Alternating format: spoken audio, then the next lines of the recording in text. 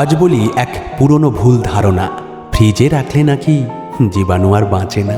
ঠান্ডা শুধু বৃদ্ধি থামায়, মারে না তাদের। ফ্রিজেই জন্ম নেয় ছত্রাক, ব্যাকটেরিয়া অজান্তে আমাদের। ফ্রিজে রাখা খাবার যেন না থাকে খোলা, এয়ার টাইট। গরম কিছু রেখো না, রান্না করা সব দুদিন থাকে টাইট। ফল সবজি ধুয়ে শুকনো করে, মাছ মাংস ডিপ ফ্রিজারে 3 থেকে 4 দিন রেখো আলাদা করে। আদা রসুন আলু কলা রান্না করা ভাত রেখো না ফ্রিজে। সালমোনেলা ব্যাসিলাস ইকোলাই ব্যাকটেরিয়া থেকে ছত্রাক বাড়ে সহজে। বমি ডায়রিয়া জ্বর অ্যালার্জি মাথা ব্যথা কমে ইমিউনিটি। মাইক্রোটক্সিন তৈরি হলে ঝুঁকি ক্যান্সারেরও, এটাই রিয়েলিটি।